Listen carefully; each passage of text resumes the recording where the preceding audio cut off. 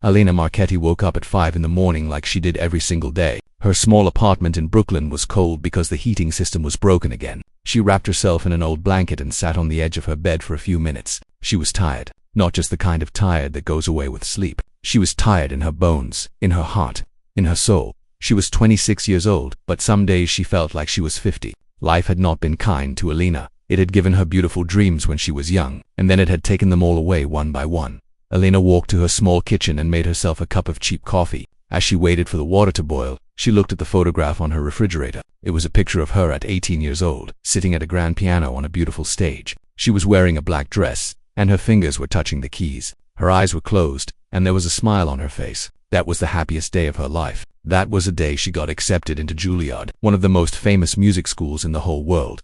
Alina had been playing piano since she was 4 years old. Her mother Rosa had saved money for years to buy her a small keyboard. Rosa worked as a cleaner in office buildings, and she did not have much money, but she believed in her daughter. She saw something special in Alina, and Alina was special. By the time she was 10, her piano teachers said she was gifted. By 15, she was winning competitions. By 18, she had a full scholarship to Juilliard. Everyone said she would become a famous concert pianist. Everyone said she would play in the greatest halls in the world. But life had other plans. Alina finished her coffee and got dressed for work. She put on her black pants and white shirt. She tied her hair back in a simple ponytail. She looked at herself in the mirror and barely recognized the woman looking back at her. Where was the girl with the big dreams? Where was the pianist who was going to change the world? That girl was gone. She had disappeared 3 years ago, on a cold November night when everything changed. Alina took the subway to Manhattan. The train was crowded with people going to work. Nobody looked at each other. Nobody smiled. Everyone was lost in their own world, their own problems, their own pain. Alina held onto the metal pole and stared at the floor. She worked at a restaurant called the Golden Fork. It was a very expensive and fancy place in the heart of Manhattan, the kind of place where a single meal could cost more than Alina made in a whole week. Rich people came there to eat, to show off, to feel important. Business people, celebrities, politicians. They all came to the Golden Fork, and Alina served them their food.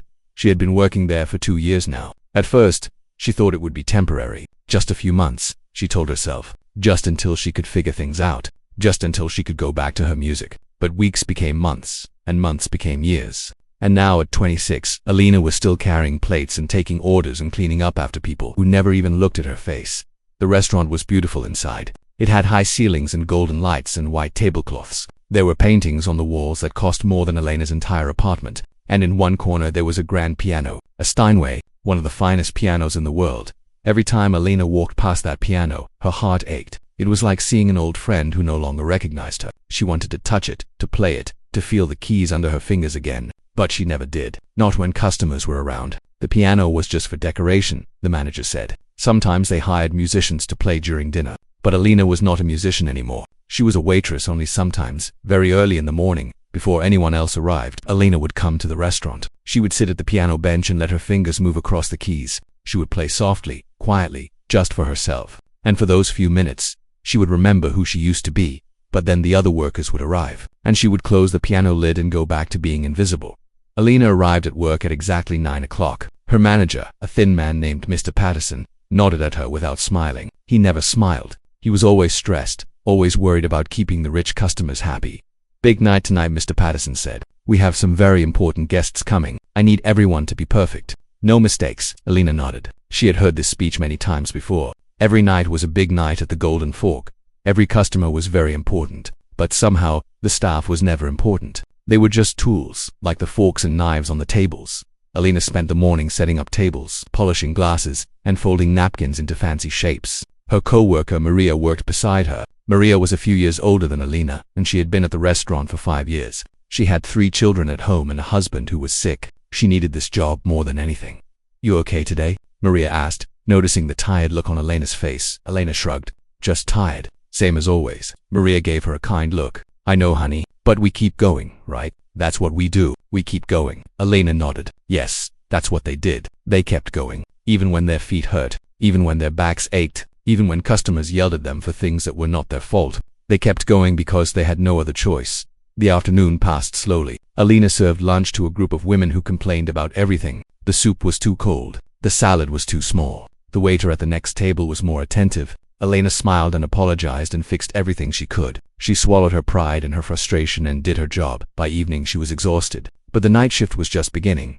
At 7 o'clock, the restaurant started to fill up with a dinner crowd. Men in expensive suits, women in beautiful dresses. They laughed and talked loudly and ordered bottles of wine that cost thousands of dollars. Alina moved between the tables like a ghost. She took orders, brought food, refilled water, glasses. She was invisible to them, and most of the time, she preferred it that way. But tonight would be different. Tonight, something was going to happen that would change Elena's life forever. She just didn't know it yet. At exactly 8 o'clock, the front door of the restaurant opened and a man walked in. He was tall and had gray hair and cold blue eyes. He wore a suit that probably cost more than Elena's yearly salary. Behind him were 4 other men, all of them looking nervous and eager to please. Alina did not know who this man was, but she could tell from the way everyone reacted that he was someone very powerful. Mr. Patterson rushed to greet him, almost bowing. "Mr. Whitmore, welcome, welcome. Your table is ready. Right this way, sir." The man did not smile. He did not say thank you. He just walked past Mr. Patterson as if he owned the place. Maybe he did, Elena thought. Men like that often owned everything. She watched as they sat down at the best table in the restaurant, right by the window with the view of the city lights. And then Mr. Patterson walked over to Alina with a serious look on his face. "Alina, you're serving table 7 tonight. Mr. Marcus Whitmore. He's a billionaire. Very important client. Don't mess this up." Alina felt her stomach tighten. She had served rich people before. She had served rude people before. But something about the way Mr. Patterson said those words made her nervous. She took a deep breath, picked up her notepad, and walked toward table 7. She had no idea that she was walking toward the moment that would change everything. Marcus Whitmore was not a man who smiled easily. In fact, he could not remember the last time he had truly smiled. Maybe it was 3 years ago. Maybe it was longer. Time had become strange for him since the accident. Days blended into weeks, and weeks blended into months. He worked, he made money, he yelled at people, and then he went home to his empty penthouse and sat alone in the dark.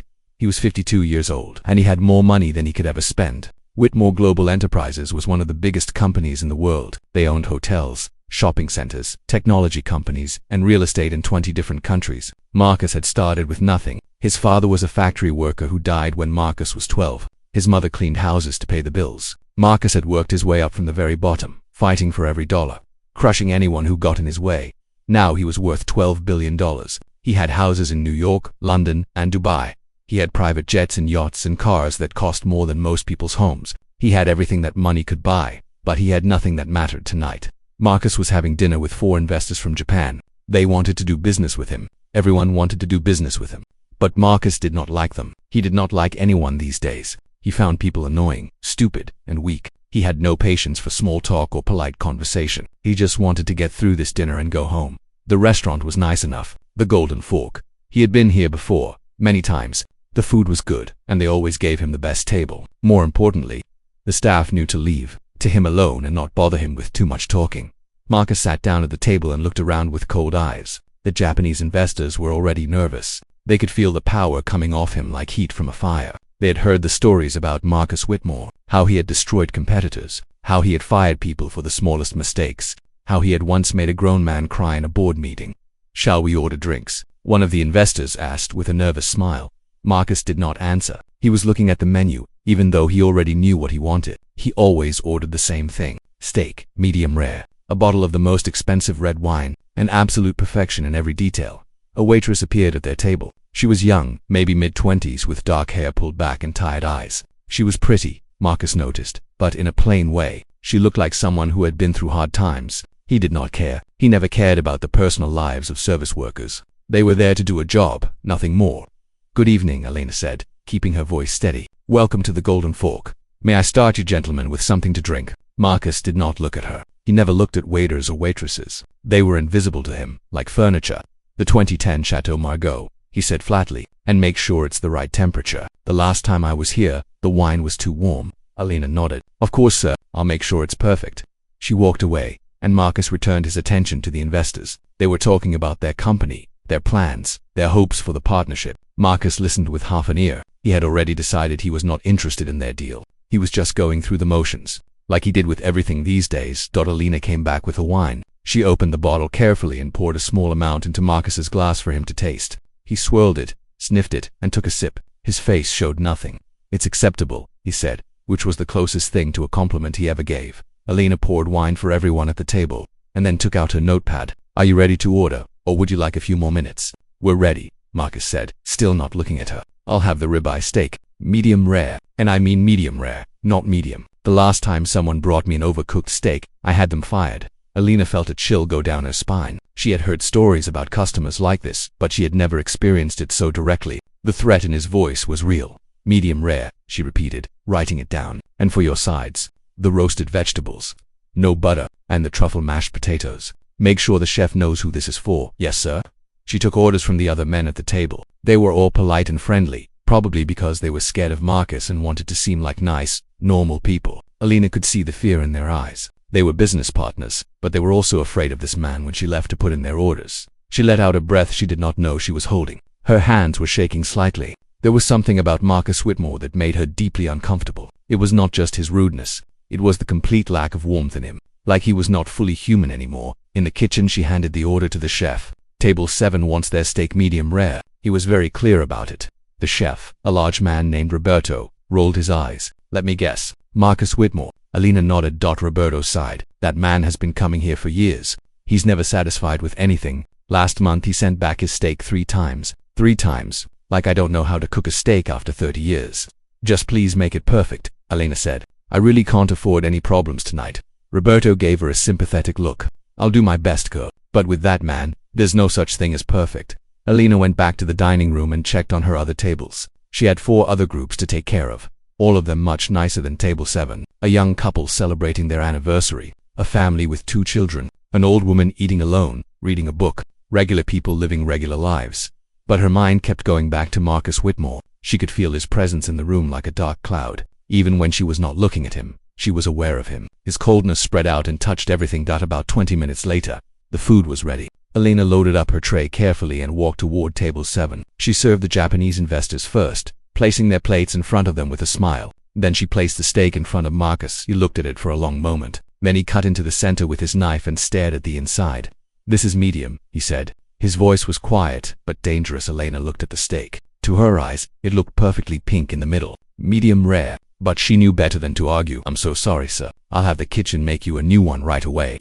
You do that. She took the plate back to the kitchen. Roberto was furious. Medium. That steak was perfect. That man doesn't know what he's talking about. Please, Alina said. Just make another one. A little more rare this time. Roberto grumbled but started cooking another steak. Alina waited, feeling the minutes tick by. She knew Marcus was sitting out there, getting angrier and angrier. Men like him hated waiting. They thought their time was more valuable than everyone else's. When the new steak was ready, Alina rushed it back to the table. She placed it in front of Marcus with an apologetic smile. He cut into it again, his face twisted. Now it's too rare. Are you people completely incompetent? The Japanese investors looked down at their plates, embarrassed. They did not know what to say. I'm very sorry, sir, Alina said, keeping her voice calm even though her heart was racing. I'll have them cook another one. This is unbelievable, Marcus said loudly. Several people at nearby tables turned to look. I come to a restaurant that charges $500 for a steak, and they can't even cook it properly. What am I paying for? Alina felt her face getting hot. Everyone was staring at her now. The humiliation was burning. I apologize, sir. I'll make sure the third one is exactly right. Marcus waved his hand dismissively. Just go. Get out of my sight. Alina walked back to the kitchen, her legs feeling weak. She wanted to cry. She wanted to scream, but she did neither. She just handed Roberto the plate and asked him to try one more time. On her way back to check on her other tables, she passed by the grand piano in the corner. Her fingers itched to touch it. She imagined herself sitting down and playing something beautiful, something that would wash away all this ugliness. But she kept walking. She was a waitress, not a pianist, not anymore, and the night was far from over. The third steak arrived at table 7. Alina placed it in front of Marcus Whitmore with steady hands. Even though inside she was trembling, she had told Roberto to cook it exactly in between the first 2. Not to pink, not to red, just right. Please, she thought, let this be over. Marcus looked at the steak like it was his enemy. He picked up his knife and fork and cut into the center slowly. Everyone at the table watched. The Japanese investors had stopped eating their own meals. They were frozen, waiting to see what would happen. Marcus stared at the inside of the steak for a long time. Then he put down his knife and fork. Finally he said, "It's acceptable." Alina felt relief wash over her like a wave. She allowed herself a small smile. "I'm glad, sir. Please enjoy your meal." She turned to walk away, but she moved too quickly. Her elbow brushed against the back of Marcus's chair. It was a tiny touch, barely anything at all, but Marcus reacted like she had slapped him. "Watch where you're going," he shouted. Alina stopped and turned around. "I'm so sorry, sir. I didn't mean to. Are you blind or just stupid?" Marcus's voice echoed through the entire restaurant. Every single person in the room turned to look. Conversations stopped. Forks froze in midair. Even the soft background music seemed to fade away. Alina stood there, her face burning with shame. She could feel the eyes of everyone in the restaurant on her. The young couple at the anniversary table, the family with children, the old woman with her book, all of them watching her be humiliated by this angry, cruel man. I asked you a question, Marcus continued, his voice getting louder. Are you blind? Or are you stupid? Because I can't think of any other reason why a waitress would bump into a customer. It's your one job. Walk around without hitting people. Is that too hard for you? Something changed inside Elena in that moment. Something that had been building for years. All the pain, all the loss, all the humiliation, the scholarship she lost, the dreams that died, the nights she spent crying alone in her tiny apartment, the way rich people looked through her like she was nothing. All of it came rising up inside her like a volcano about to explode. She thought about her mother, Rosa, who had worked her whole life cleaning up after wealthy people. Rosa, who had scrubbed their toilets and washed their floors and never complained. Rosa, who had saved every penny to give Alina a chance at a better life. Rosa, who was now lying in a nursing home, her mind slowly fading away from Alzheimer's disease.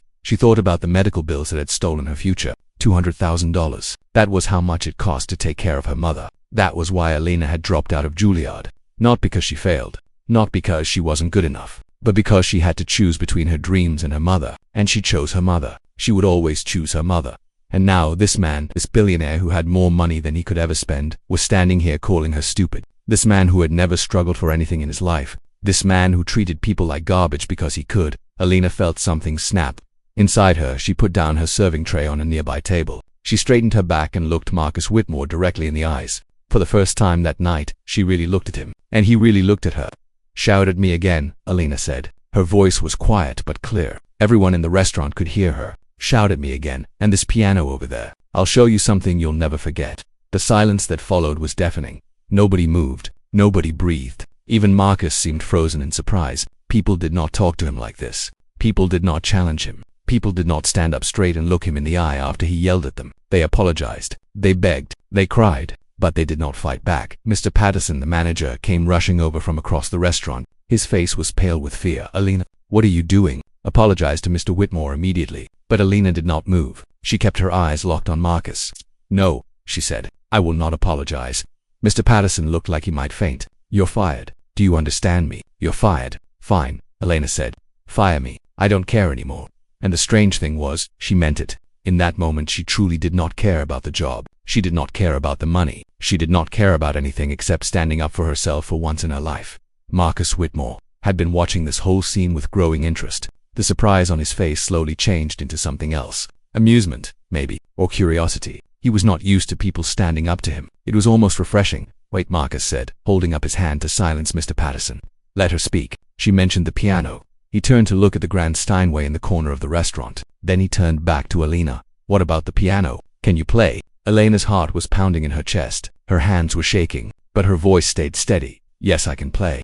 A cruel smile spread across Marcus's face. He leaned back in his chair and crossed his arms over his chest. Oh really? A waitress who plays piano. How charming. His voice was dripping with sarcasm. Let me guess. You took lessons as a child. You can play Twinkle Twinkle Little Star and maybe Happy Birthday. Is that the something I'll never forget? The Japanese investors laughed nervously. They did not know what else to do. But Alina felt her anger growing hotter. He was mocking her, just like everyone else had mocked her dreams. Just like the bill collectors who laughed when she said she would pay them back someday. Just like the Juilliard administrators who shook their heads sadly when she said she had to leave. I was a student at Juilliard, Elena said. I had a full scholarship. I was studying to become a concert pianist. So no, I'm not going to play Twinkle Twinkle Little Star. I'm going to play something that will shut your mouth. The restaurant gasped. Nobody talked to Marcus Whitmore like that. Nobody. But instead of getting angry, Marcus laughed. It was not a nice laugh. It was hard and cold, like ice cracking Juilliard. He looked her up and down, taking in her waitress uniform, her tired eyes, her rough hands. If you were so talented, why are you serving food? Why aren't you playing at Carnegie Hall? Alina felt the words like a knife in her heart, because that was the question she asked herself every single day. Why was she here instead of there? Why had life been so cruel? Why had everything fallen apart? But she would not let him see her pain. That's none of your business, she said. What matters is that I can play, and I'm going to prove it to you right now. Marcus uncrossed his arms and gestured toward the piano with a sweeping motion of his hand. Then go ahead. Play. Let's see what a waitress can do. Every eye in the restaurant was on Alina. Her co-workers were watching from the kitchen doorway. Mr. Patterson was frozen in place, not knowing what to do. The other customers had completely forgotten about their meals. Even the young anniversary couple was holding hands and staring at her. Alina took a deep breath. She untied her apron and set it down on Marcus's table, right on top of his precious steak. Then she walked across the restaurant toward the grand piano. Her footsteps echoed in the silence. It felt like the longest walk of her life. She could feel Marcus's eyes on her back. She could feel everyone's eyes on her back. When she reached the piano, she pulled out the bench and sat down. The wood was smooth and cool under her fingers. She had sat at this bench many times before, but always in secret, always alone, always in the early morning when no one could see her. Not anymore. She lifted the lid and looked at the keys, black and white, so simple, so beautiful. Her old friends, her first love. She placed her fingers on the keys. They felt like home. And then Alina began to play. Alina sat at the piano bench and closed her eyes. For a moment she forgot about everyone watching her. She forgot about Marcus Whitmore and his cruel smile. She forgot about Mr. Patterson and the job she had just lost. She forgot about the bills waiting at home and her mother in the nursing home. She forgot about everything except the keys beneath her fingers. She had not performed for an audience in 5 years. 5 long, painful years. The last time she played in public was at her final Juilliard recital, just before she dropped out. That night, the professors had told her she had a gift. They said she could be one of the greats. They said she had a future as bright as the stars. And then her mother got sick. And the bills started coming. And the dreams started dying, but the music never left her. It lived inside her, buried deep, waiting for a moment like this. Alina opened her eyes and looked at the keys. She knew exactly what she was going to play. There was only one piece that could express everything she was feeling. Only one piece that had enough power, enough pain, enough beauty to silence a man like Marcus Whitmore. Rachmaninoff's Piano Concerto No. 2 in C minor. It was one of the most difficult pieces ever written for piano. It was the kind of piece that separated good pianists from great ones. It required not just skill, but soul. It required everything you had to give. Alina took a deep breath and began. The first notes were soft and dark, like thunder rumbling in the distance. Her left hand moved across the bass keys, building a foundation of sound that filled the entire restaurant. The notes were heavy with sadness, with longing, with all the pain that Alina had been carrying for years. The Japanese investors at table 7 stopped pretending to eat. They turned their chairs to watch, their mouths slightly open. One of them whispered something in Japanese, but his colleague shushed him. The anniversary couple held hands tighter. The young woman had tears forming in her eyes, and she did not even know why. The family with children sat perfectly still. Even the 2 kids, who had been fidgety all night, were frozen in wonder. And Marcus Whitmore. Marcus, who never showed emotion. Marcus, who never cared about anything. Marcus sat in his chair and stared at Alina like he was seeing a ghost. The music grew stronger. Alina's right hand joined in, adding melody to the foundation her left hand had built. Her fingers danced across the keys with a speed and precision that seemed impossible. This was not someone who played piano as a hobby. This was someone who had dedicated her entire life to this instrument. Someone who had studied for hours every day, year after year. Someone who had poured her soul into every note. Alina's eyes were closed again. She did not need to see the keys. She knew them by feel, by memory, by heart. Her hands moved on their own, guided by something deeper than thought. This was not just playing, this was breathing, this was living. The music told a story. It started with sadness and struggle. It built through pain and conflict. And then, slowly, it began to transform into something else.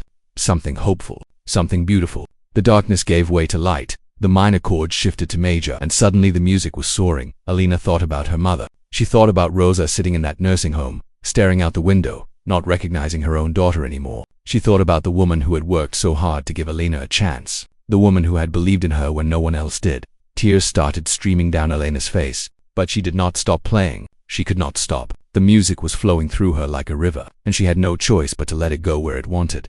The restaurant staff had all gathered at the kitchen doorway. Cooks, dishwashers, all of them standing in silence, watching this waitress who turned out to be so much more than they ever imagined. Maria, Alina's friend, was crying openly. She had known Alina for 2 years, and she never knew that Alina carried this gift inside her, that behind the tired eyes and the forced smiles was an artist of the highest level. The music built to its climax. Alina's fingers flew across the keys faster and faster. The notes crashed like waves against rocks. The sound filled every corner of the restaurant, every space, every heart. It was overwhelming. It was magnificent. It was everything. And then slowly, the music began to wind down. The storm passed. The waves calmed. The melody became gentle, tender, like a mother singing a lullaby to a child. Alina played the final notes. They hung in the air like stars, bright and beautiful, and then slowly fading, and then there was silence.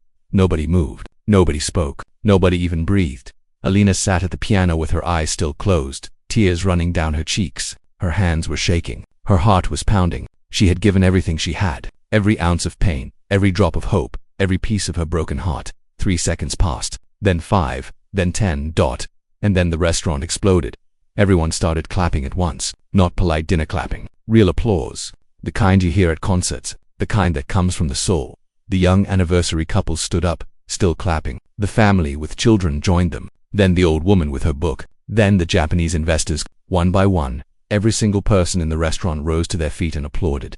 Alina finally opened her eyes. She looked out at the crowd of people standing and clapping for her. For her, the invisible waitress. The woman who had been yelled at and humiliated just minutes ago. Now they were all on their feet, showing her something she had not felt in 5 years. Respect. She wiped her tears with the back of her hand and stood up from the piano bench. She did not know what to do. She was not used to this anymore. The applause, the attention, the love. But there was one person she needed to look at.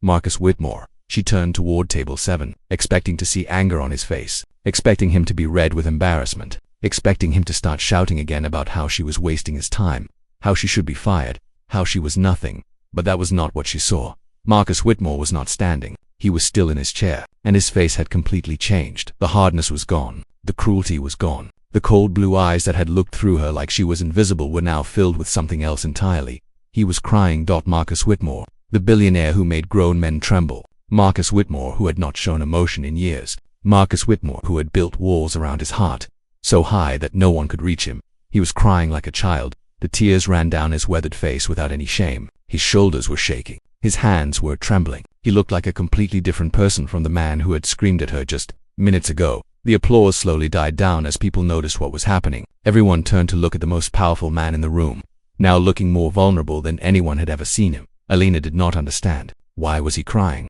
What had she done? Marcus wiped his face with his napkin, but the tears kept coming. He tried to speak, but no words came out at first. Finally, in a voice barely louder than a whisper, he said 2 words. That piece. Alina frowned. What about it? Marcus looked up at her, his eyes red and wet. That piece. Rachmaninoff's Second. He took a shaky breath. My daughter used to play that piece. Alina felt something shift in the air. Something important was about to happen. Your daughter? She asked softly. Marcus nodded. His whole body seemed to sag, like all the strength had left him. She was a pianist, like you. She loved that piece more than anything else. She played it at her final recital. Just before he stopped, he could not finish the sentence. Alina waited. Before she died, Marcus finally said, 3 years ago, a car accident. She was 23 years old. The entire restaurant fell completely silent. No one moved. No one whispered. They all just watched as this powerful man crumbled before their eyes. I haven't listened to that piece since she died, Marcus continued, his voice breaking. I couldn't. It hurt too much. Every time I heard classical music, I turned it off. I couldn't bear it. He looked at Alina with eyes full of pain. And then you played it, just like she used to, just like my Sophie. Alina felt her own tears starting again. She did not know this man. She did not like this man. But in that moment, she understood him. He was not cruel because he was evil. He was cruel because he was broken. Just like her. Marcus took a deep breath and stood up slowly from his chair. His investors were staring at him with shock on their faces. They had never seen him like this. No one had. He walked toward Alina, his steps heavy and slow. When he reached her, he stopped. They stood face to face, the waitress and the billionaire, 2 strangers connected by music and pain. I'm sorry, Marcus said, for how I treated you, for everything I said. Alina nodded slowly. Thank you. Can we talk? Marcus asked. Please, I need to tell you about my daughter. Alina looked into his eyes and saw something she recognized. The same pain she carried every day. The same loss. The same loneliness. Yes, she said, we can talk. And in that moment, everything changed. The restaurant had returned to its quiet hum of conversation and clinking silverware, but nothing felt the same as before. The air itself had changed. Something important had happened. And everyone who was there knew they had witnessed something special. Mr. Patterson stood frozen near the kitchen door, not knowing what to do. His best waitress had just defied a billionaire, played the piano like a concert artist, and made that billionaire cry in front of everyone. The rules he had lived by no longer made sense. Marcus Whitmore walked back to his table and sat down heavily. He looked exhausted, like a man who had just run a marathon. His Japanese investors were staring at him with wide eyes. They had flown across the ocean to do business with the most feared man in America, and now they were watching him wipe tears from his face with a cloth napkin. Alina followed Marcus to the table. She did not know what she was doing or why she was doing it. 5 minutes ago, this man had humiliated her in front of everyone. 5 minutes ago, she hated him more than anyone she had ever met. But now, seeing the pain in his eyes, she could not walk away. Please, Marcus said, gesturing to an empty chair. "Sit with us." Alina hesitated. She looked at Mr. Patterson, who gave her a confused nod. She looked at Maria, who was still standing by the kitchen door with tears in her eyes. Then she pulled out the chair and sat down. The Japanese investors glanced at each other nervously. This was not how business dinners were supposed to go, but none of them said a word. "Gentlemen," Marcus said to his guests, "I need a few minutes alone with this young woman. Please, enjoy your meal. We can continue our meeting another time." The investors nodded quickly and went back to eating, pretending not to listen to every word. Marcus turned to Alina up close. She could see how tired he looked. The lines on his face were deep. His eyes were red and swollen. He seemed decades older than he had an hour ago. "That piece you played," Marcus began slowly. "How did you learn it?" Alina thought about the question. It was such a simple thing to ask, but the answer held her entire life story. "I started learning it when I was 16, she said. "My teacher at the time told me I was not ready. She said Rachmaninoff was too advanced for me, but I was stubborn. I practiced it every day for 2 years. 6, 7, 8 hours a day. My fingers would bleed sometimes, but I did not stop." Marcus listened without interrupting. His eyes never left her face. "When I got into Juilliard, it was the first piece I performed at my entrance audition. The judges said it was one of the best performances they had ever seen from someone my age. They gave me a full scholarship on the spot." "And what happened?" Marcus asked. "Why did you leave?" Alina felt the familiar pain in her chest. This was the part of the story she never told anyone, the part that hurt too much to say out loud. But something about this moment, this strange connection with a man she had hated just minutes ago, made her want to share it. "My mother," Alina said softly. "She got sick. Alzheimer's disease. She needed full-time care, and there was no one else to help. My father left when I was a baby. I have no brothers or sisters. It was just me and her." Marcus nodded slowly. He understood what it meant to lose someone you loved. "The medical bills were enormous," Alina continued. "Hundreds of thousands of dollars. I tried to work and study at the same time, but it was impossible. The school offered me extra time, but eventually I had to make a choice. My music or my mother." "You chose your mother," Marcus said. "It was not a question. Of course I did. She gave up everything for me. She worked 3 jobs to pay for my piano lessons when I was a child. She believed in me when no one else did. How could I not take care of her when she needed me?" Tears were forming in Elena's eyes again. She blinked them away and took a deep breath. "So I dropped out of Juilliard. I got a job as a waitress because the tips are good and the hours are flexible. I visit my mother at the nursing home every day before work. She does not recognize me anymore, but I go anyway. I sit with her and hold her hand and tell her about my day. And sometimes, when she is having a good moment, I think she remembers, just for a second, and then it is gone." Marcus was silent for a long moment. When he finally spoke, his voice was thick with emotion.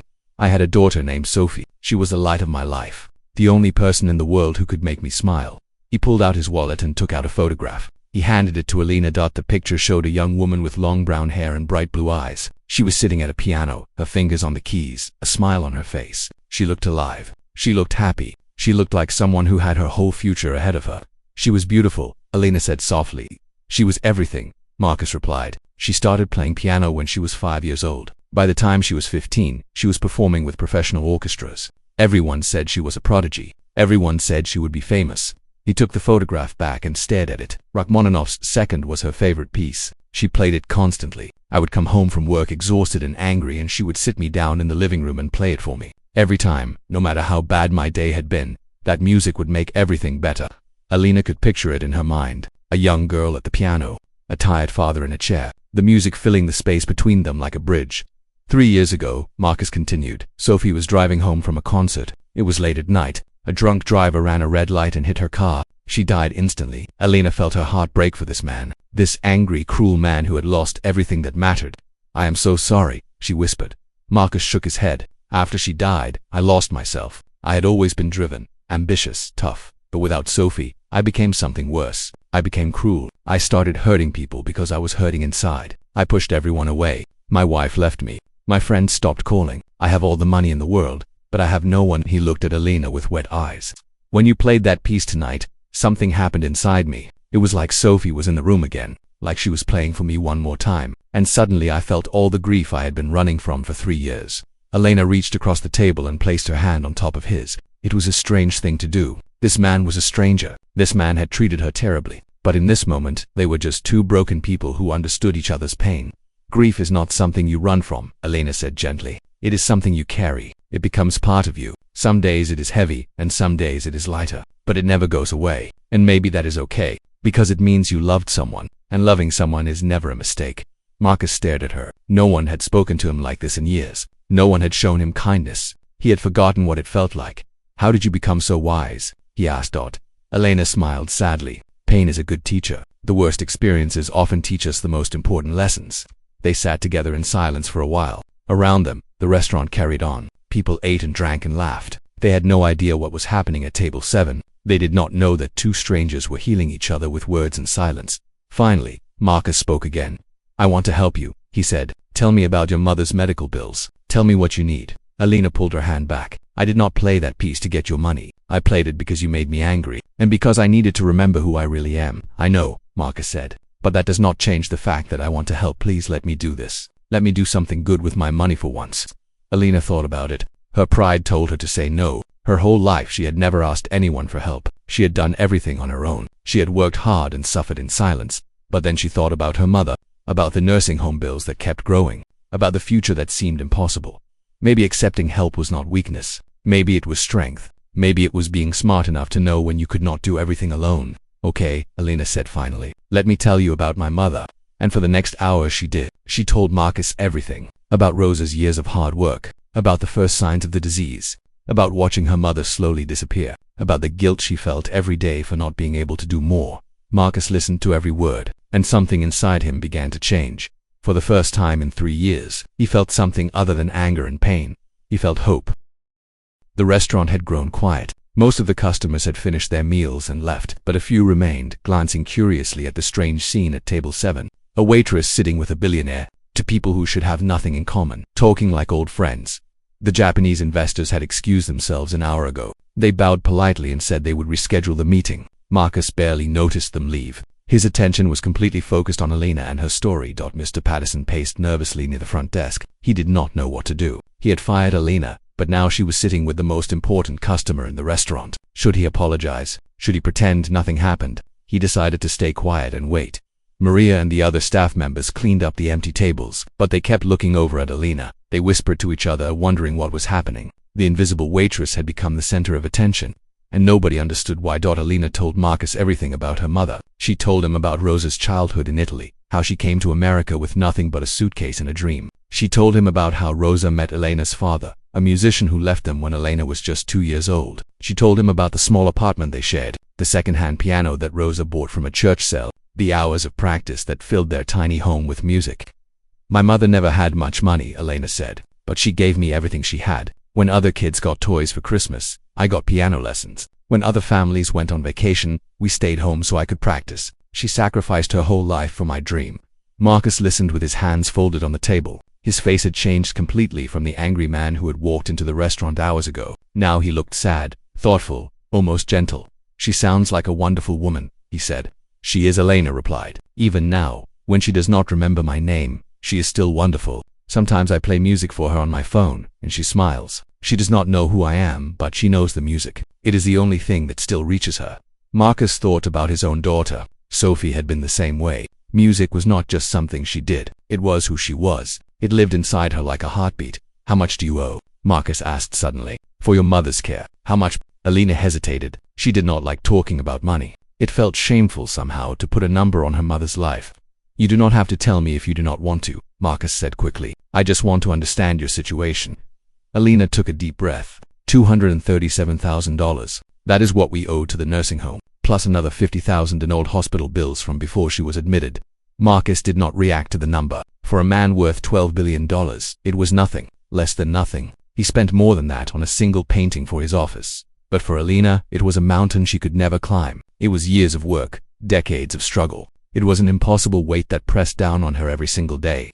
And your job here, Marcus said. How much do you make? With tips, maybe $40,000 a year. Sometimes more, sometimes less. It depends on the customers.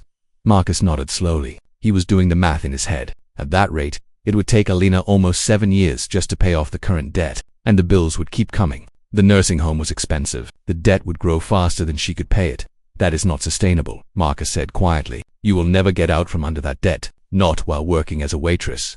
Elena felt a flash of anger. I know that. You think I do not know that. I think about it every single day. I lie awake at night wondering how I will survive. But what choice do I have? I cannot abandon my mother. I cannot let them put her on the street. I was not criticizing you, Marcus said gently. I was just stating a fact. And facts can be changed. Elena looked at him suspiciously. What do you mean? Marcus leaned forward. His blue eyes were intense but kind. It was strange to see kindness in those eyes. An hour ago, they had been cold as ice. I want to pay off your mother's debt. All of it. The nursing home bills, the hospital bills, everything. I want to make sure she has the best care possible for as long as she lives.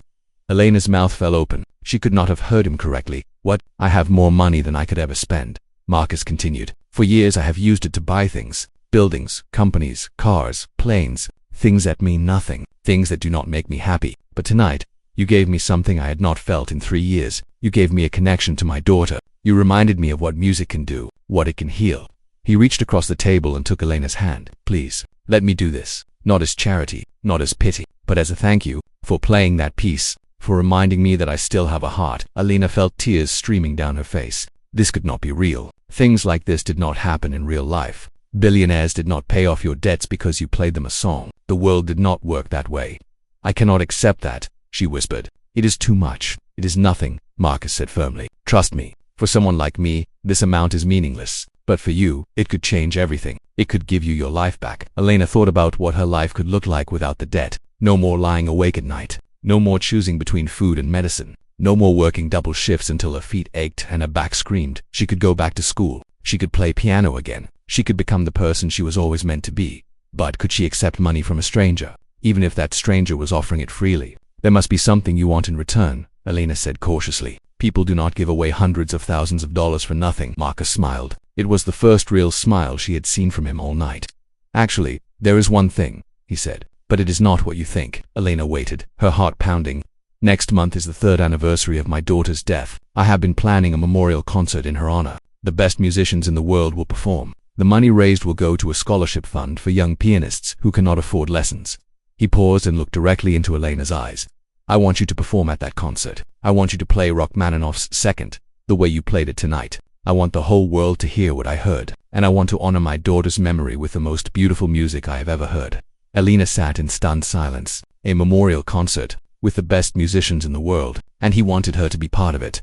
I have not performed in public in 5 years, she said slowly. I am out of practice. I am not ready for something like that. You have a month to prepare, Marcus said, and you will not be doing it alone. I will hire the best teachers in the city to work with you. I will rent you a practice space with the finest piano money can buy. I will give you everything you need to be ready. Elena's head was spinning. This morning, she had woken up in her cold apartment, dreading another day of carrying plates and taking orders. Now she was being offered a chance to perform on a world stage, with all her debts paid and her future suddenly bright. Why me? She asked. You could hire any pianist in the world. Someone famous, someone with a career. Why would you choose a waitress you just met? Marcus's eyes grew sad again. Because when you played tonight, I heard my daughter. I do not know how to explain it. The way you played, the emotion in every note, it was exactly like her. It was like Sophie was speaking to me through you. He wiped his eyes with his napkin. I do not believe in ghosts or spirits or any of that. But tonight, something happened that I cannot explain, and I do not want to let that go. I want to hold on to it for as long as I can. Elena understood. She felt the same way about her mother. The way Rose's eyes would sometimes light up when she heard music. The way she would smile without knowing why. Those moments were precious. They were worth everything. Okay, Elena said finally. I will do it. Marcus's face broke into a wide smile. A real smile. The kind that transformed his whole face. Thank you, he said. Thank you so much. And in that moment, sitting in an empty restaurant with a man she had hated just hours ago, Elena felt something she had not felt in years. She felt like herself again. The next morning, Elena woke up thinking it had all been a dream. The confrontation with Marcus, the piano performance, the offer that seemed too good to be true. She lay in her small bed and stared at the ceiling, trying to separate reality from imagination. Then her phone buzzed with a text message from an unknown number. Good morning, this is Marcus Whitmore. I have arranged for a car to pick you up at noon. We have much to discuss. Please bring any documents related to your mother's medical bills. It was real. All of it was real. Elena sat up in bed and looked around her tiny apartment. The peeling paint on the walls, the window that did not close properly, the pile of bills on her kitchen counter. Soon, all of this could change. If she trusted a man she had just met, if she believed that people could change, if she took a leap of faith into the unknown. She got dressed and called Maria. Are you okay? I have been so worried about you. Mr. Patterson told everyone you were fired. But then you were sitting with that billionaire for hours. What happened? Elena told Maria everything. About Marcus's daughter, about his offer to pay off her debts, about the memorial concert. Maria listened in stunned silence. This is like a movie. Maria finally said. Things like this do not happen in real life. I know, Elena agreed. I keep waiting for something to go wrong, for him to change his mind, for there to be some catch I have not seen yet. Maybe there is no catch, Maria said. Maybe some people are just lucky. Maybe this is your moment. Elena wanted to believe that. She wanted to believe that the universe was finally giving her a break after years of struggle. But she had been disappointed too many times to trust easily. At noon, a black car pulled up outside her apartment building. The driver held the door open for her like she was someone important. Elena climbed into the back seat and tried to look like she belonged there. The car drove to a tall building in Midtown Manhattan. Marcus was waiting for her in a beautiful office on the 40th floor. The walls were covered with awards and photographs, but one picture stood out from all the others. A large framed photo of a young woman at a piano. Sophie, thank you for coming, Marcus said, shaking Elena's hand. Please sit down. Can I get you anything? Coffee, water. Water is fine, Elena said, settling into a leather chair that probably costs more than her monthly rent. Marcus sat across from her and folded his hands on his desk. In the daylight, he looked different from the man in the restaurant. Less frightening, more human. She could see the sadness in his eyes that never fully went away.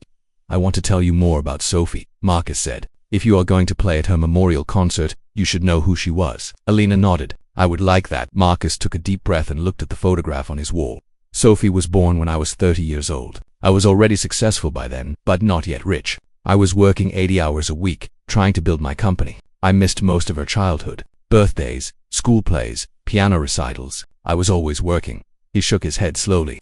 My wife Catherine raised Sophie almost by herself. She was a wonderful mother, patient, loving, always there. I was the absent father who showed up with expensive gifts and thought that was enough. Elena listened without interrupting. She could hear the regret in his voice.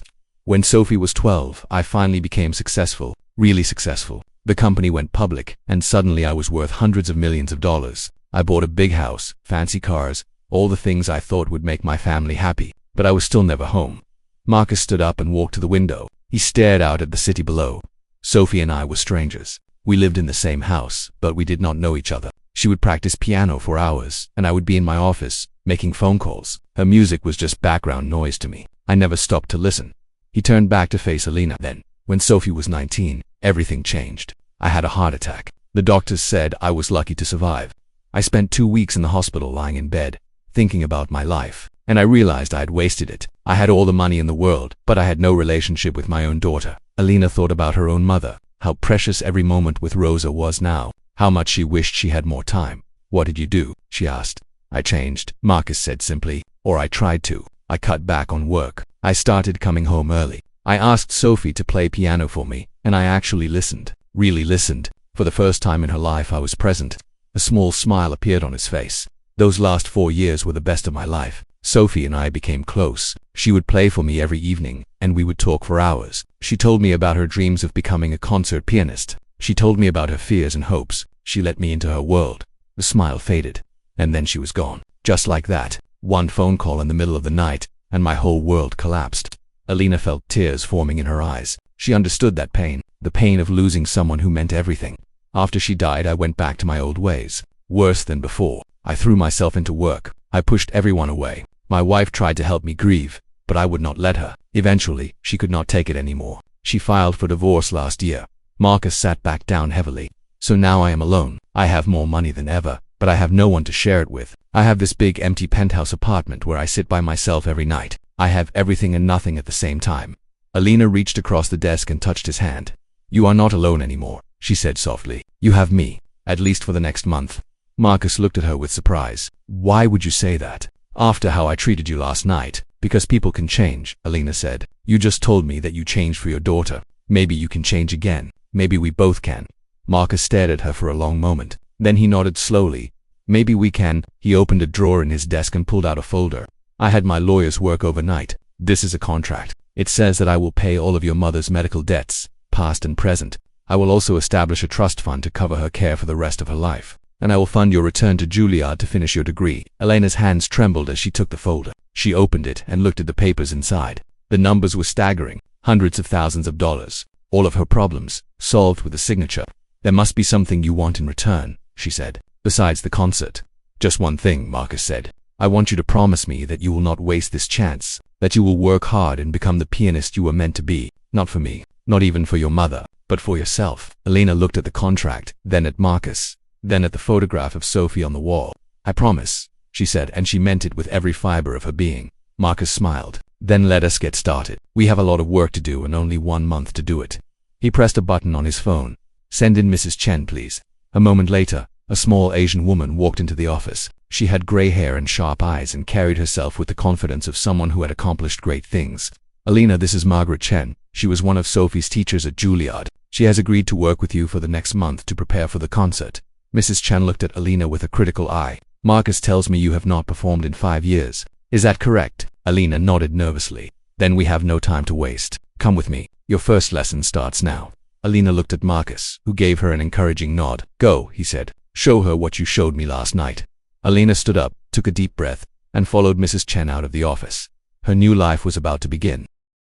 The next 4 weeks were the most intense of Elena's life. Every morning she woke up at 6 o'clock and took the subway to a private practice studio that Marcus had rented for her. The room had a beautiful grand piano, perfect lighting, and walls covered with soundproofing material. It was the kind of space she had only dreamed about, but Mrs. Chen was a demanding teacher. She had trained some of the best pianists in the world, and she expected perfection from all of her students. On the first day, she made Alina play Rachmaninoff's Second from beginning to end without stopping. When Alina finished, Mrs. Chen shook her head. You have talent, she said, but you have also been away from serious practice for too long. Your technique has become sloppy. Your timing is inconsistent. You are playing from memory instead of from the heart. Alina felt her face burn with embarrassment. She had been so proud of her performance at the restaurant. She thought she had proven herself, but Mrs. Chen saw all the flaws she had missed. Do not look so sad, Mrs. Chen said, her voice softening slightly. These are problems that can be fixed, but it will take hard work. Are you willing to do that work? Yes, Alina said without hesitation. I will do whatever it takes. Mrs. Chen nodded. Good. Then let us begin. For the next 4 weeks, Alina practiced for 8 hours every day. She went through the piece measure by measure, note by note, fixing every small mistake until it was perfect. Her fingers ached. Her back hurt. Some nights she was so tired that she fell asleep on the subway ride home. But slowly, the music began to transform. The sloppy passages became clean. The timing became precise. And most importantly, the emotion came back. Alina stopped playing from memory and started playing from her soul again. Mrs. Chen pushed her harder than anyone had ever pushed her before. But she also taught her things she had never learned at Juilliard. How to breathe with the music. How to let the notes flow through her body like water. How to connect with an audience without even looking at them. Music is not about perfection, Mrs. Chen told her one afternoon. Anyone can play the right notes in the right order, but only a true artist can make the audience feel something that can make them laugh or cry or forget their troubles for a few minutes. That is what separates the good from the great. Alina took those words to heart. She thought about Marcus and his daughter. She thought about her mother, sitting alone in the nursing home. She thought about all the people in the world who carried pain and sadness and loneliness inside them, and she tried to play for all of them. While Alina practiced, Marcus took care of everything else. True to his word, he paid off all of Rosa's medical debts. The nursing home called Alina to tell her that her account balance was 0. She cried for an hour after that phone call. Marcus also arranged for Rosa to be moved to a better facility, a private room with a garden view, 24-hour care from the best nurses in the city, music therapy sessions every afternoon. When Alina visited her mother and saw the smile on Rosa's face, she knew she had made the right decision to trust Marcus. The two of them had dinner together several times during those 4 weeks. Marcus would pick her up after practice and take her to quiet restaurants where they could talk without being disturbed. He told her more stories about Sophie, about her first piano recital at age 6, about the time she won a national competition at 15, about her dreams of playing at Carnegie Hall someday. Alina told him about her own journey, her childhood in Brooklyn, her struggles at Juilliard, the night she decided to drop out to take care of her mother. Marcus listened to every word like it was the most important thing he had ever heard. You remind me so much of her, he said one evening, not just the way you play, but the way you see the world. Sophie always said that music was a gift that should be shared with everyone, not just rich people who could afford concert tickets. She wanted to make classical music accessible to ordinary people. Alina smiled. She sounds like someone I would have liked. She would have loved you, Marcus said. I am sure of it. As the concert date approached, Alina began to feel nervous. This was not like playing in a restaurant for a few dozen people. The Sophie Whitmore Memorial Concert would be held at Lincoln Center, one of the most famous performance venues in the world. Thousands of people would be watching. Critics would be taking notes. Her entire future could depend on one 30-minute performance. What if I fail? She asked Mrs. Chen 1 week before the concert. What if I freeze up and forget everything? Mrs. Chen put her hand on Alina's shoulder. You will not fail. Do you know how I know? Because you are not playing for the critics or the audience or even for yourself. You are playing for Sophie. You are playing for your mother. You are playing for everyone who has ever lost someone they love. and that kind of playing cannot fail. Alina wanted to believe her, but the fear was still there, lurking in the back of her mind.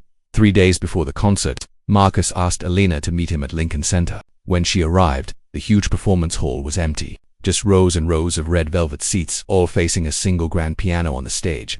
"I wanted you to see it before the big night," Marcus said, "so it does not feel so overwhelming." Alina walked slowly down the aisle toward the stage. Her footsteps echoed in the empty hall. It was the most beautiful space she had ever seen. The high ceiling, the golden lights, the perfect acoustics. This was where the greatest musicians in the world performed, and soon she would be one of them.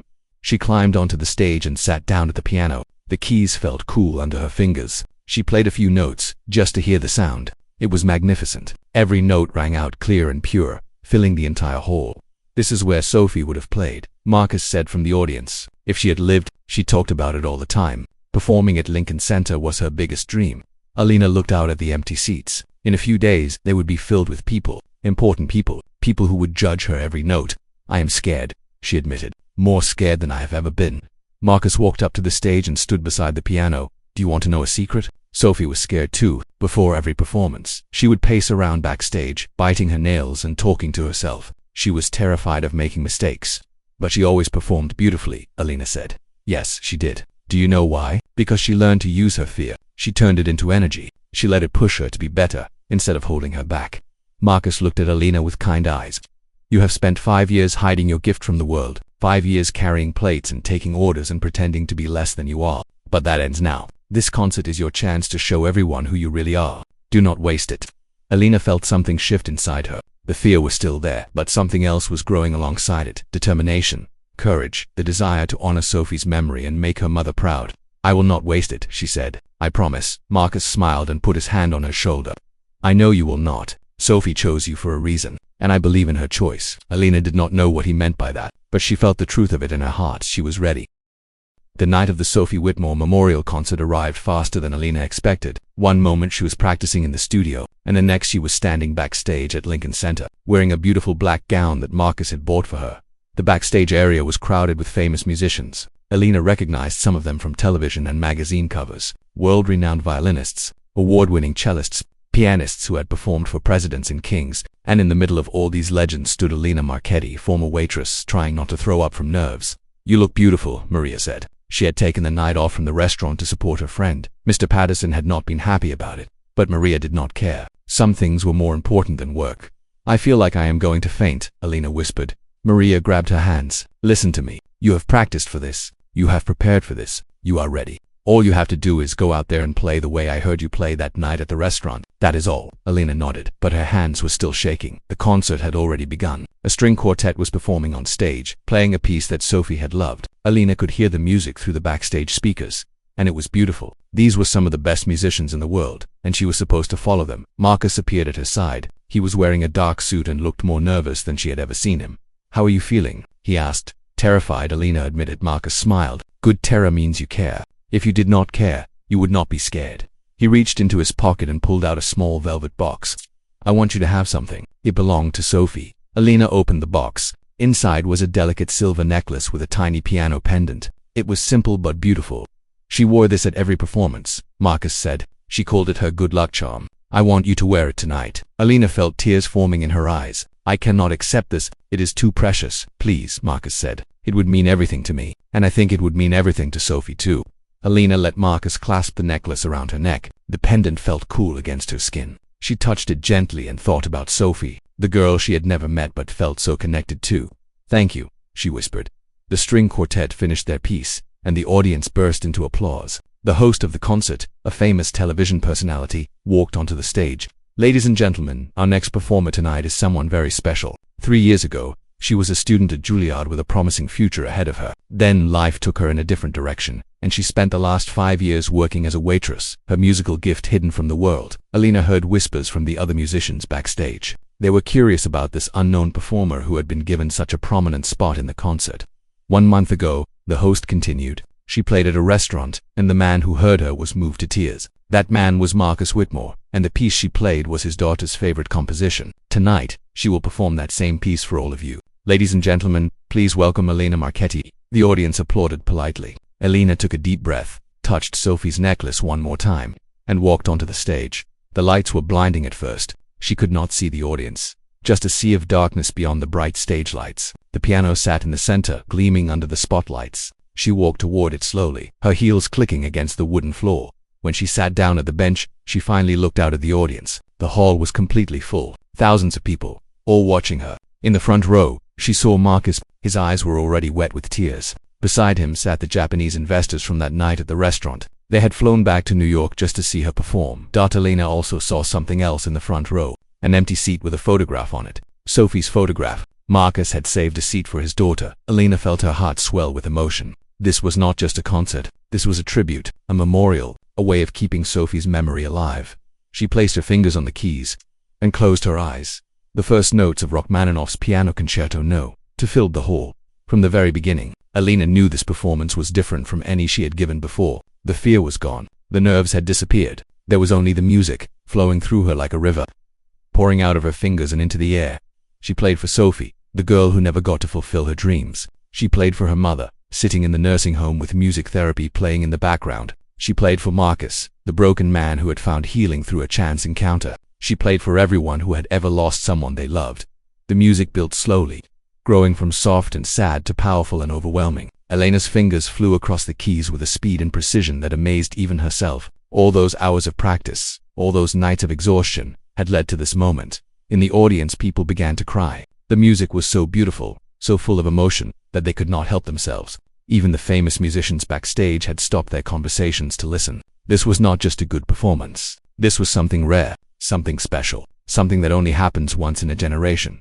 Elena thought about the restaurant, about Marcus screaming at her, about the moment she decided to stand up for herself. If she had apologized and walked away that night, none of this would have happened. She would still be invisible, still carrying plates, still hiding her gift from the world, but she had fought back. She had refused to be treated like nothing, and that one moment of courage had changed everything. The music reached its climax. Elena's whole body was moving with the piano, swaying and bending as if she and the instrument were one. Tears streamed down her face, but she did not stop playing. She could not stop. The music demanded to be heard. Ending. Slowly, the piece began to wind down. The storm passed, the waves calmed. The melody became gentle and tender, like a mother's lullaby. Elena played the final notes. They hung in the air for a long moment, shimmering and beautiful. Then they faded into silence. Nobody moved.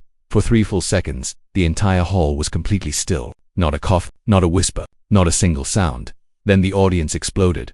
Everyone jumped to their feet at once. The applause was thunderous, deafening, overwhelming. People were cheering, crying, calling out her name. It was the kind of ovation that most musicians only dream about. Elena stood up from the piano bench, her legs shaking. She looked out at the standing crowd and could not believe what she was seeing. All these people, on their feet, applauding for her. The invisible waitress, the girl who gave up her dreams, the woman who had been told she was blind and stupid in the front row. Marcus was sobbing openly. He did not try to hide his tears. He just clapped and cried and smiled, all at the same time. Elena bowed deeply, and the applause grew even louder. She touched Sophie's necklace and whispered a silent thank you to the girl who had made all of this possible. When she finally walked off stage, Maria was waiting for her with open arms. "You did it," Maria cried, hugging her tightly. "You did it, Elena. You were amazing." Elena hugged her friend back, too overwhelmed to speak. She had done it. She had shown the world who she really was, and nothing would ever be the same again. 1 year had passed since the night that changed everything. Elena stood in front of the mirror in her new apartment, adjusting the collar of her graduation gown. It was a beautiful spring morning in New York City, and in just a few hours, she would walk across the stage at Juilliard to receive her diploma. The apartment was nothing like her old place in Brooklyn. It had big windows that let in sunlight, a modern kitchen with appliances that actually worked, and best of all, a baby grand piano in the living room. Marcus had insisted on buying it for her as a graduation gift. "You cannot be a professional pianist without a proper instrument," he had said. "Consider it an investment in your future." So much had changed in the past year. After the memorial concert, Elena's life had transformed completely. The video of her performance went viral on the internet. Within days, it had been viewed by millions of people around the world. News outlets ran stories about the waitress who stood up to a billionaire and ended up performing at Lincoln Center. Juilliard reached out to her immediately. They offered to let her return and complete her degree with a full scholarship and additional support. Elena accepted without hesitation. For the first time in 5 years, she walked through those familiar halls as a student again. The other students treated her like a celebrity at first. They had all seen the video. They all knew her story. But Elena did not want to be famous. She just wanted to play music. Eventually, They got used to her, and she became just another student working hard to achieve her dreams. Mrs. Chen continued to be her teacher, pushing her harder than ever. "You have natural talent," she would say, "but talent means nothing without discipline. The world is full of talented people who never achieved anything because they did not work hard enough." Alina worked harder than anyone. She practiced for hours every day, even on weekends. She performed at student recitals, charity events, and small concert halls around the city. Each performance made her better. Each performance brought her closer to the pianist she was meant to be. Her mother's condition had stabilized. Rosa still did not recognize Alina most of the time, but she was comfortable and well cared for in her new facility. Alina visited her every week, and she always brought music. Sometimes she would play recordings of her performances. Sometimes she would just hum the melodies that Rosa used to love. On good days, Rosa would smile and tap her foot along with the music. On those days, Alina felt like her mother was still there, somewhere deep inside, listening. Marcus had become like family to Alina. They had dinner together at least once a week, and he came to every single one of her performances. He was no longer the cold, angry man who had screamed at her in the restaurant. He smiled now. He laughed. He had even started dating again, a kind woman named Helen who volunteered at children's hospitals. "You saved my life," Marcus told Alina once. "That night at the restaurant, I was drowning in grief. I had been drowning for 3 years. And then you played that piece, and somehow, you pulled me back to the surface." Alina shook her head. "We saved each other. I was drowning too in my own way. I had given up on my dreams. I had stopped believing that good things could happen to me. You reminded me that it is never too late to start over." The Sophie Whitmore Foundation had grown into something remarkable. Every year it provided scholarships to dozens of young musicians who could not afford lessons or instruments. Alina was the first recipient, but she would not be the last. Sophie's dream of making classical music accessible to everyone was coming true, one student at a time. Alina finished adjusting her gown and looked at herself in the mirror. She hardly recognized the woman looking back at her. The tired eyes were gone. The defeated posture was gone. In their place was someone confident, hopeful, and ready to take on the world. Her phone buzzed with a text message from Marcus. "So proud of you today. Sophie would be too. See you at the ceremony." Alina smiled and touched the silver piano necklace around her neck. She wore it every day now, a constant reminder of the girl who had changed her life without ever meeting her. The graduation ceremony was held in a beautiful hall filled with proud parents and excited students. Alina sat with her classmates, listening to speeches about hard work, perseverance, and following your dreams. A year ago, those words would have felt empty to her. Now, they felt true. When her name was called, Alina walked across the stage to receive her diploma. The audience applauded politely, but then something unexpected happened. People started to stand. First Marcus, then the faculty members who knew her story, then the other students. Soon the entire hall was on its feet, giving her a standing ovation. Alina felt tears streaming down her face. She waved at the crowd and mouthed the words "thank you" over and over. After the ceremony, Marcus hosted a party at a beautiful restaurant. Not the Golden Fork, but a different place, one without any bad memories. All of Elena's friends were there. Maria, who had finally quit her waitressing job and gone back to school. Mrs. Chen, who rarely smiled but was smiling tonight. Even some of Elena's new friends from Juilliard. Marcus stood up and tapped his glass to get everyone's attention. "I want to propose a toast," he said. "1 year ago, I walked into a restaurant and treated a young woman terribly. I was rude, cruel, and unforgiving. But instead of crying or apologizing, she stood up for herself. She challenged me, and then she sat down at a piano and played the most beautiful music I'd ever heard." He looked at Alina with tears in his eyes. "That moment changed my life. It reminded me that there is beauty in this world, even when everything seems dark. It reminded me that people can surprise you, that strangers can become family, that it is never too late to heal." He raised his glass. "To Alina, the most talented pianist I have ever heard, the bravest woman I have ever met, and the best thing that has happened to me since I lost my daughter. May your future be as bright as the music you play." Everyone raised their glasses. "To Alina." Alina stood up, wiping her eyes. "I am not very good at speeches," she said with a laugh, "but I want to say something. A year ago I thought my life was over. I thought I would spend the rest of my days carrying plates and hiding from my dreams. I had given up hope." She looked around the room at all the people who had supported her. "But then I met Marcus, and he taught me something important. He taught me that standing up for yourself is not just about pride. It is about showing the world who you really are. It is about refusing to let other people define your worth." She touched the necklace around her neck. "I never met Sophie, but I feel like I know her. I feel like she has been with me this whole year, guiding me, encouraging me, reminding me to keep going. This diploma is not just mine, it belongs to her too." Alina raised her glass. "To Sophie, 2 second chances, and to never giving up on your dreams, no matter how impossible they seem." Everyone drank, and the party continued late into the night. Months later, Alina performed her first professional concert at Carnegie Hall, the same hall where Sophie had dreamed of playing, the same hall where the greatest musicians in history had performed. When Elena walked onto that stage and sat down at the piano, she felt Sophie's presence with her. She felt her mother's love surrounding her. She felt Marcus's pride beaming from the audience. She took a deep breath, placed her fingers on the keys, and began to play. And in that moment, Elena Marchetti knew that everything she had been through, all the pain and struggle and heartbreak, had led her exactly where she was supposed to be. She was home and she would never stop playing. The end.